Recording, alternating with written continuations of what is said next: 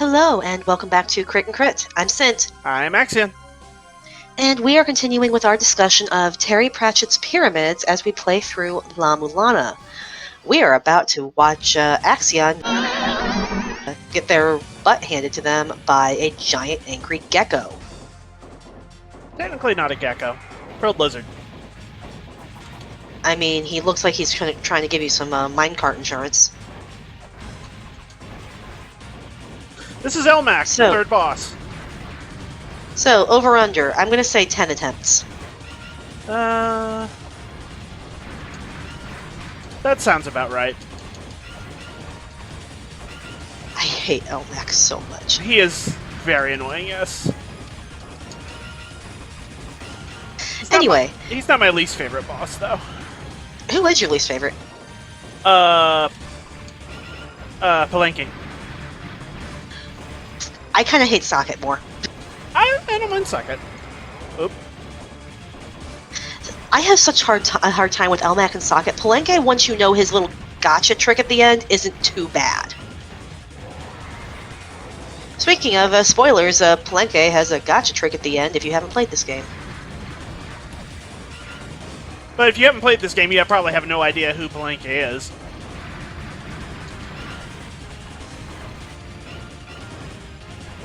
So, Anyway, speaking of this giant lizard king, we're going to talk about kings today, which is relevant to pyramids exceedingly.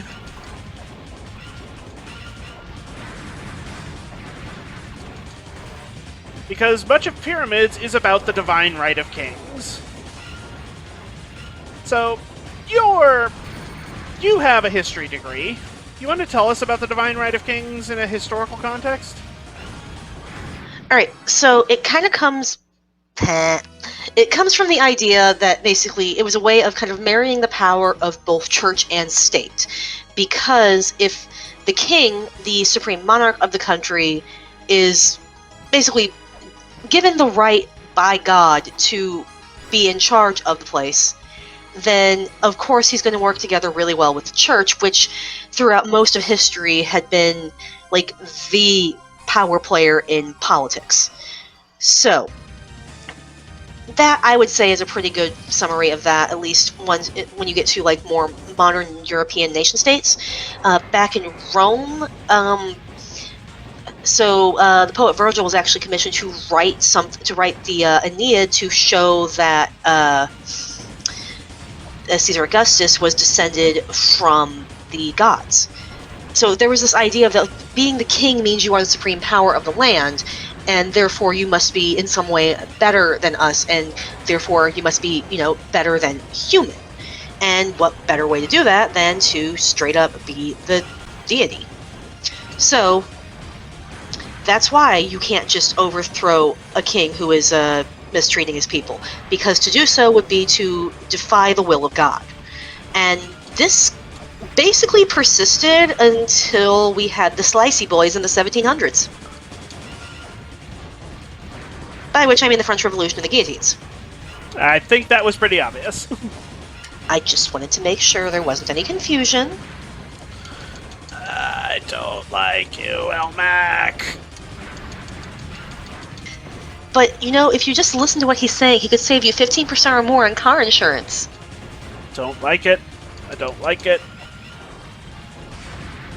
He's just trying to reach you about your extended warranty.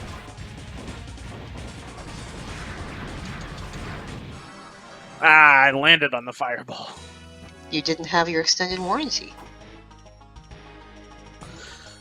But anyway, this does come up quite, visibly in pyramids. So we do get a little bit of hint at how diverse the religions on the disc are. When we're in Tepic's dormitory at the Assassin's Guild. Where's Arthur? Tepic looked at the bed opposite him. There was a pathetically small sack of clothing positioned neatly in its center, but no sign of its intended occupant. Do you think he's run away? Could be. It happens a lot, Mummy's boy's away from home for the first time. The door at the end of the room swung open slowly, and Arthur entered backward, tugging a large and very reluctant billy goat. It followed him every step of the way down the aisle between the bedsteads. The boys watched in silence for several minutes as he tethered the animal to the end of his bed, upended the sack on the blankets, and took out several black candles, a sprig of herbs, a rope of skulls, and a piece of chalk. Taking the chalk and adopting the shiny pink-faced expression of someone who is going to do what they know to be right no matter what, Arthur drew a double circle around his bed and then, getting down on his chubby knees, filled the space between them with as unpleasant a collection of occult symbols as Teppic had ever seen. When they were completed to his satisfaction, he placed the candles at strategic points and lit them. They sputtered and gave off a smell that suggested you really wouldn't want to know what they were made of. He drew a short, red-handled knife from the jumble on the bed and advanced toward the goat. A pillow hit him in the back of the head. "That was you, Cheese, right? I saw you. Well, it's too much. A fellow can't sleep with all this religion going on. I mean, only little kids say their prayers at bedtimes these days. We're supposed to be learning to be assassins. You can jolly well shut up, Cheese, right? It'd be a better world if more people said their prayers, you know. I know I don't say mine as often as I should. The runes have been scuffed. It's all too late now, and that means the Great Orm will come in the night and wind up my entrails on a stick." So, before we even get into Teppic's situation, which is, well, "I notice you don't pray," said Arthur. "Don't you have a god?" "Oh, yes, no doubt about that." "You don't seem to want to talk to him."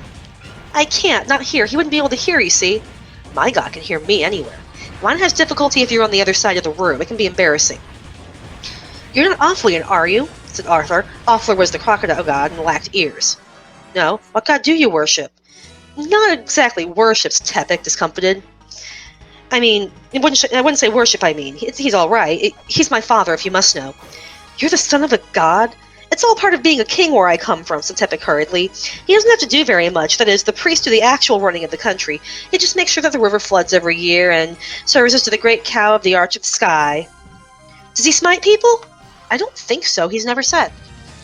So, while others actively have to show their devotion to their deities, Teppic just sees the whole situation as, "Well, he's my dad. I mean, it's just kind of part of being king. It's not that big a deal." Which is an interesting perspective on it, really. And I do wonder how common this thought is in Jelly Baby, because this is like Teppic's first night in the assassin school.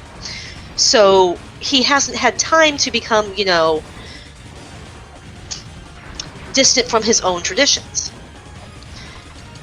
Well, So he's if also in a different position from your average citizen of Jelly Baby because he's the prince and Yes. heir and god-to-be. So he's probably allowed to be a lot more nonchalant about it than most. Ow.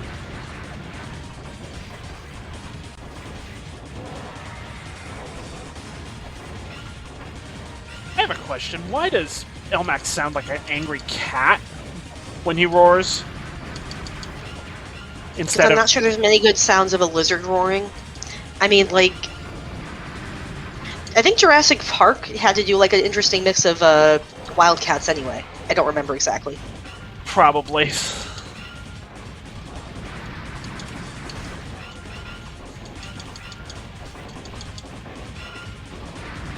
But yeah, I wonder if Teppic is the first royal to have this particular stance on the whole God King situation. I don't imagine it's something that comes up all that often.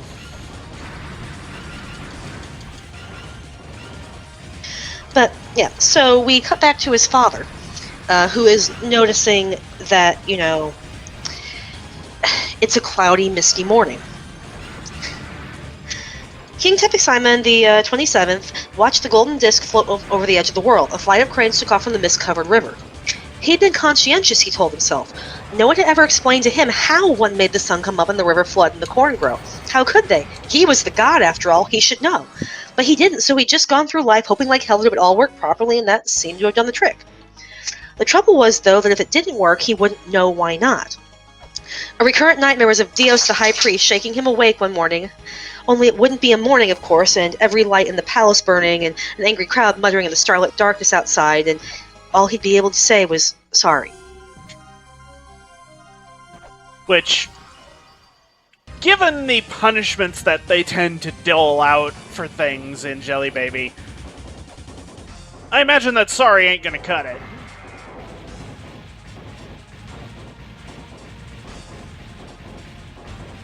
So, when he looks outside and sees that the sun has passed behind a cloud, he panics.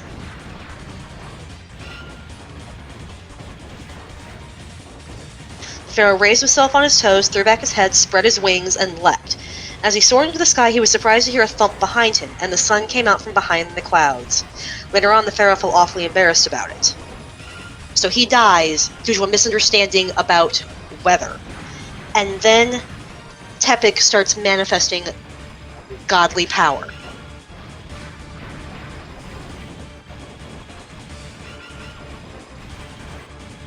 It's kind of the opposite of the Monty Python thing.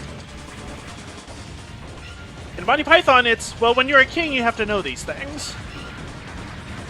Meanwhile, in Pyramids, it's, I'm the king and nobody told me I'm supposed to know this thing.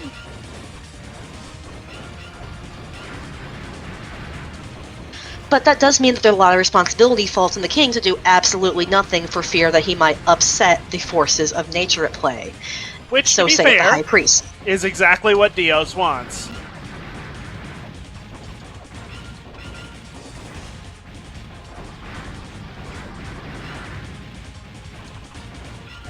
Ow, don't like you, don't like you, don't like you. That angry death lizard. We're going to be here a while.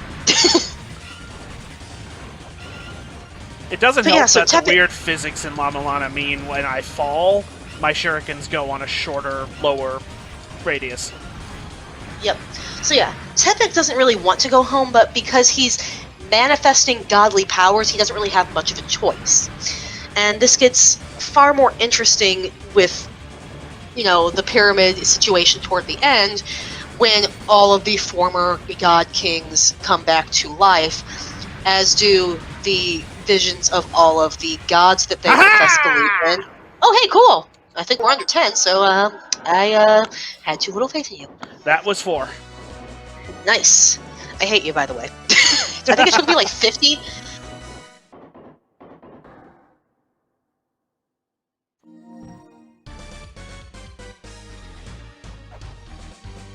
And But, yeah. I don't have the flares, so I can't... Oh, wait, this isn't the puzzle I need flares for. And I'm not entirely sure how to interpret what happens regarding the Divine Right of Kings at the end of the book, because Tepic abdicates, runs away, and leaves the throne in Tracy's hands. And while Tracy had not shown any of that godly power that we were aware of, she's still of the bloodline. So Tepic describes a vision of several cows, which is kind of a riff on a particular biblical story. Yeah, Joseph, we know. And apparently this is a dream that only the would-be kings and queens of Jelly Baby can have. Okay, apparently there is a puzzle I haven't solved that I need to solve before I can solve this puzzle. So we will come back and mess with this later. Probably a good idea. Yeah, but, like, I don't know if she actually had, like, the flowers are growing under my feet problem that Tepic did, because remember, only the dead pharaoh, the late pharaoh, knew that she was his daughter. So that would have probably explained some stuff right then, and maybe that was why Dios was so insistent that she go take the potion. Maybe.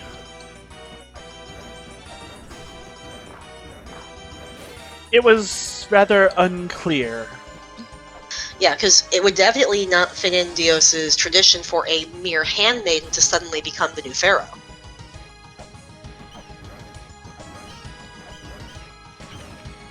So I could see it as a possibility of him wanting to cover that up to maintain his proper vision of the divine right of kings who do exactly what the high priest wants them to do.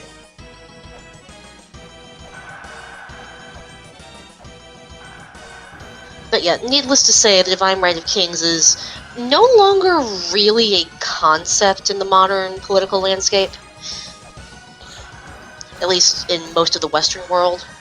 Yeah, I was about to say, there's some places that still have it, but it's not something that most of our viewers would run into on a regular basis.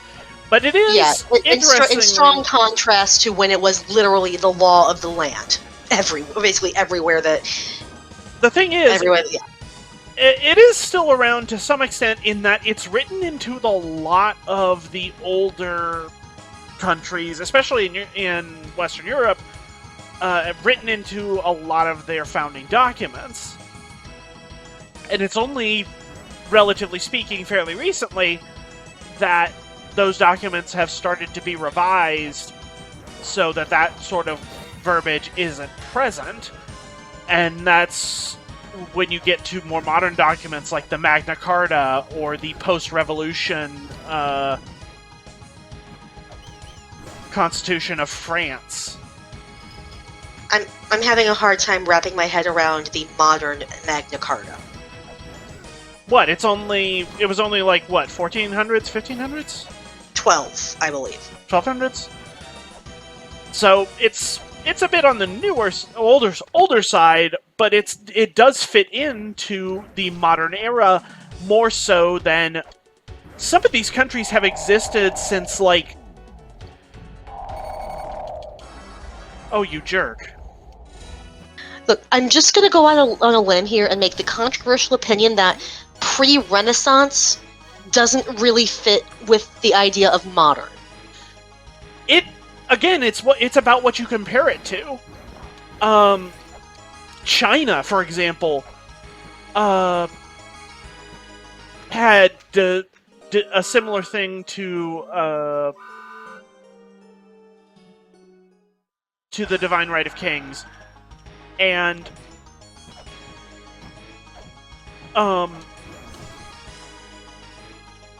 that Chinese history stretches back into thousands of years BCE.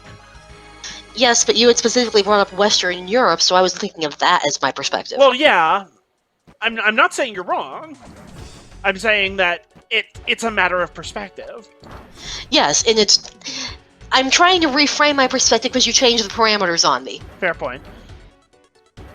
Like, yes, if you're comparing it to Eastern countries and some places in Africa, that yes, they would date back far further, but you had specifically said Western Europe, which that changes things somewhat.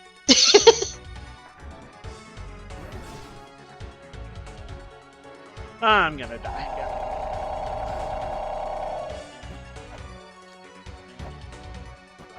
I mean, you seem to have lived that time. Barely. Let's see how long that lasts, though. Oh, never I mind. think this is where I'm supposed to be yet. I need to wake Mulbrook up, and I don't remember how to do that. Neither do I. It's been a bit. Oh, have you found the dimensional corridor? Not dimensional. The endless corridor yet? Yes. Is there something in there, maybe? I don't remember. It's I think been a bit there's just since a fairy I've played queen. this. Oh, there's a treasure chest that's open.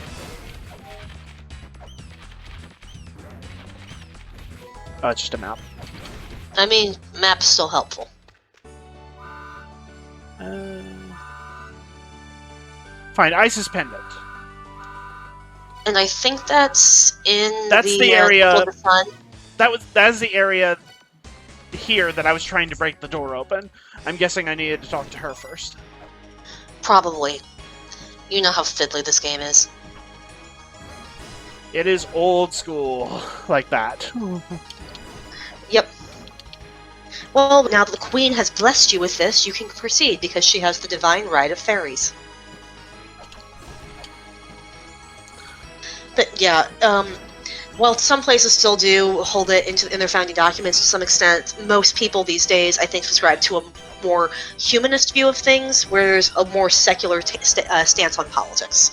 So, while churches do tend to lobby pretty dang hard to have their opinions heard in politics, they don't precisely run the show like they used to back during, say, the Holy Roman Empire.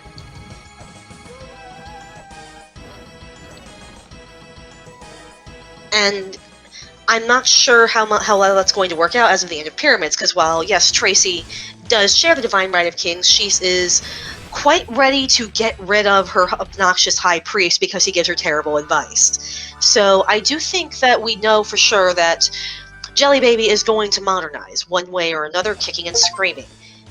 But because their queen is the one pushing it, and the queen can't be wrong because she's a god, I think they'll adjust. And with that adjustment will come other adjustments and ramifications that will have to unfold. I don't know what else to say here. I think that wraps it up. We call it here? Sounds good to me. I'm going to actually save this time. Yeah, that's probably a good idea. Alright, well, we got the fairies active, which tells me it's time to resume the trek towards trying to find Bahamut. And that does mean we're going to need to wake Mulbrook up, because we need some things from her before we can fight Bahamut. So, that'll be our next quest. And we'll continue through pyramids as we go. See y'all next time.